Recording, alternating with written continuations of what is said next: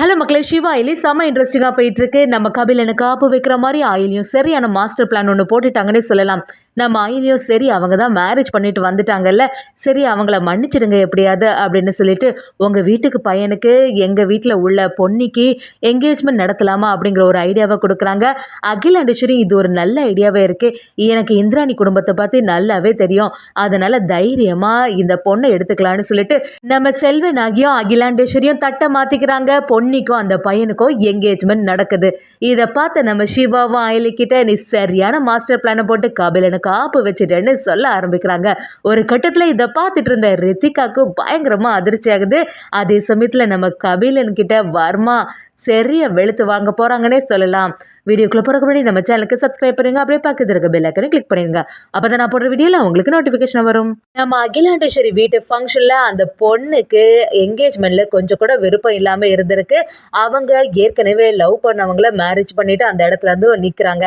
அதை பார்த்து எல்லாருமே அப்படியே அதிர்ச்சி ஆயிடுறாங்க. பொண்ணு காணன்னு சொல்லிட்டு இங்கே தேடிட்டு வருந்தா நீ என்ன இப்படி பண்ணி வச்சிருக்க? உன்னை எவ்வளோ ஆசையாக நாங்கள் வளர்த்தோம், எங்களுக்கு எல்லாம் இப்படி துரோகம் பண்ணதுக்கு உனக்கு எப்படி மனசு வந்துச்சுன்னு சொல்லிட்டு பொண்ணோட அம்மா எல்லாரும் அவங்கள திட்ட ஆரம்பிக்கிறாங்க. பொண்ணும் நான் சொல்லலாம் தான் இருந்தேன், ஆனால் அதுக்குள்ளே இந்த என்கேஜ்மெண்ட்டை அவசரமாக நீங்கள் என்கிட்ட கேட்காமலே இப்படி பண்ணிட்டீங்க, என்னால் இவனை மறக்கவே முடியலை, அதனால தான் இப்படி வந்துட்டேன் அப்படின்னு சொல்ல ஆரம்பிக்கிறாங்க. இதை பார்த்த ரித்திகாவை நம்ம செல்வனாகிட்ட அத்தை நான் இதை தான் எதிர்பார்த்தேன், ஏற்கனவே அந்த பொண்ணை போய் தனியாக இன்ட்ரோ பண்ண வைக்கும்போதே அந்த பொண்ணு சரியே இல்லை, அவளுக்கு எவ்வளோ ஃபோன் கால் வந்துச்சு, ரொம்பவே பதட்டமாகவே இருந்தா, அதனால் எப்படி இந்த மாதிரி தான் ஏதாவது செய்துட்டு வருவான்னு நான் நினச்சேன், அதே மாதிரி நடந்துட்டு அப்படின்னு சொல்லிட்டு ரித்திகாவை நம்ம செல்வனாகிட்ட சொல்லி வைக்கிறாங்க. அகிலாண்டேஸ்வரி கிட்ட பொண்ணு வீட்டுக்காரங்களும் மன்னிப்பு கேட்குறாங்க. எங்களை ரொம்பவே மன்னிச்சிடுங்க, நாங்கள் எங்கள் பொண்ணு இப்படி செய்வான்னு கொஞ்சம் கூட எதிர்பார்க்கவே இல்லை அப்படி சொல்லும்போது அகிலாண்டேஸ்வரியோ அந்த இடத்துல என்ன சொல்கிறதுன்னு குழம்பி போய் நிற்கும்போது சரி உங்கள் பொண்ணு ஆசைப்பட்ட வாழ்க்கையை நல்லபடியாக இருக்கட்டும் அப்படி சொல்லிட்டு அகிலாண்டேஸ்வரியும் எப்படியாவது இந்த என்கேஜ்மெண்ட் நல்லபடியாக நடக்கணும்னு சொல்லிட்டு தானே நம்ம இவ்வளோ முயற்சி செய்தோம், எல்லாமே வீண் போயிடும் போலையே அப்படி சொல்லிட்டு ரொம்பவே ஃபீல் பண்ணிட்டு இருக்காங்க. அயலி நம்ம சிவா கிட்ட வந்து சிவா அகிலா அம்மா வந்து ஏற்கனவே அந்த இடத்துக்கு கூட தனியாக போனது காரணமே இந்த என்கேஜ்மெண்ட் நல்லபடியாக முடியணும்னு சொல்லிட்டு தான், ஆனால் அவங்களுக்கு இப்படி ஒரு நிலைமை ஆகிட்டே இப்போ என்ன செய்கிறது அப்படின்னு சொல்லும்போது நம்ம சிவாவும் அதான் எலி நானும் யோசிச்சுட்டு இருக்கேன் அப்படி சொல்கிறாங்க. இப்படி இந்த என்கேஜ்மெண்ட்டில் இப்படி ஒரு சொதப்பல் ஆகும்னு சொல்லிட்டு அங்கே வந்திருந்தவங்க யாருமே எதிர்பார்த்துருக்கவே மாட்டாங்க. நம்ம அயலியும் அகிலாண்டேஸ்வரிகிட்ட அகிலாமா ஏதோ அவங்க வந்து பண்ணிட்டாங்க, அதனால் அவங்கள நம்ம ஏதாவது திட்டி எந்த பிரயோஜனமும் இல்லை, இனி நடக்க வேண்டிய காரியத்தை தான் பார்க்கணும் அப்படி சொல்லும்போது அயலியும் ஒரு ஐடியாவை கொடுக்குறாங்க. நம்ம இந்திராணி கிட்ட வந்து அண்ணி நான் ஒன்று கேட்பேன், அதை நீங்கள் தப்பாக நினைக்கக்கூடாது, நம்ம ஏன் பொன்னியை அவங்க வீட்டு மரும ஆக்கக்கூடாது அப்படின்னு சொல்லிட்டு நம்ம இந்திராணி கிட்ட ஒரு ஐடியா கொடுக்கும்போது இந்திராணியும் அயலி நீ சொல்கிறது எல்லாமே சரியாக தான் இருக்குது, அகிலா மேடத்தை பற்றி எனக்கு நல்லாவே தெரியும், அவங்க குடும்பமும் நல்ல பெரிய குடும்பம், அதனால நம்ம வீட்டு பொண்ணை நல்லபடியாக பார்த்துப்பாங்க அப்படிங்கிற ஒரு அக்கறை எனக்கு நல்லாவே இருக்குது, நீ சொன்னபடியே செய்திடலாம் அப்படின்னு சொல்லும்போது நம்ம அயலியும் அதுக்கு செல்வனாகி அத்தை ஒத்துப்பாங்களான்னு தெரிய மாட்டேங்குது அப்படி சொல்லும்போது நம்ம இந்திராணியும் சரி நம்ம பேசி பார்த்தா தானே தெரியும், நான் சித்தப்பா கிட்ட பேசி பார்க்குறேன்னு சொல்லிட்டு நம்ம இந்திராணியும் நம்ம உதய பெருமாள் கிட்ட சித்தப்பா அயலி ஒரு யோசனை சொன்னால் அது எனக்கு நல்லதாக தான் படுது, நீங்கள் அதை பற்றி என்ன யோசிக்கிறீங்க அப்படின்னு கேட்கும்போது நம்ம உதய பெருமாளும் இந்திரா அப்படி என்ன தான் நீ சொல்ல போகிற அப்படி கேட்கும்போது சரி நம்ம பொன்னியை ஏன் அகிலா மேடம்க்கு வீட்டு மருமகள் ஆக்கக்கூடாது அப்படி சொன்ன உடனே நம்ம உதய பெருமாளும் நீ சொல்கிறது சரியாக தான் இருக்குது இந்திரா அப்படி சொல்லும்போது நம்ம செல்வனாகி இதை பற்றி யோசிக்க ஆரம்பிக்கிறாங்க. செல்வனாகியும் சரி இது ஒரு பெரிய இடத்து சம்மந்தம், இப்படி ஒரு சம்மந்தம் நம்ம பொன்னிக்கு கிடைக்கிறது ரொம்பவே நல்லது தான், எப்படியாவது பொன்னியோட வாழ்க்கை நல்லபடியாக இருக்கும், இவ்வளோ பெரிய சம்மந்தத்தை நம்ம மிஸ் பண்ணவே கூடாது அப்படின்னு சொல்லிட்டு நம்ம செல்வனாகியும் மனசுக்குள்ளே யோசிக்கிறாங்க. உடனே நம்ம உதய பெருமாள்கிட்ட நீங்கள் எது செய்தாலுமே எனக்கு நல்லதுக்கு தான் அப்படி சொல்லும்போது நம்ம இந்திராணியும் பொன்னியை பார்த்து பொன்னி உனக்கு இதில் எந்த பிரச்சனையும் இல்லையே, உனக்கு இது விருப்பம் தானே, அந்த பையனுக்கு கூட நீ என்கேஜ்மெண்ட் பண்ணலாமா அப்படி கேட்கும்போது பொன்னியும் கொஞ்சம் வெக்கப்படுற மாதிரி இருக்குது. அதை பார்த்து இந்திராணியும் நீ சொல்கிறத பார்த்தா உனக்கு இதில் எந்த அப்ஜெக்ஷனும் இல்லை அப்படின்னு புரியுது அப்படின்னு நம்ம பொன்னிக்கிட்ட சொல்ல ஆரம்பிக்கிறாங்க.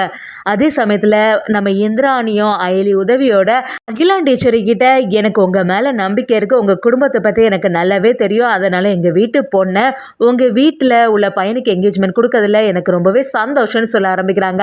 அகிலாண்டேஸ்வரி நம்ம இந்திராணி கிட்ட இந்திரா இவ்வளோ பெரிய உதவி செய்வேன் நான் கொஞ்சம் கூட எதிர்பார்க்கல, நான் ரொம்பவே சந்தோஷப்படுறேன், உன்னோட குடும்பத்தை பற்றி எனக்கு நல்லாவே தெரியும், அதனால் இந்த பொண்ணை வந்து ஏற்றுக்கிறதுல எங்களுக்கு ரொம்பவே மகிழ்ச்சின்னு சொல்லிட்டு நம்ம அகிலாண்டேஸ்வரியும் பொன்னியோட தலையில் பூ வைக்கிறாங்க.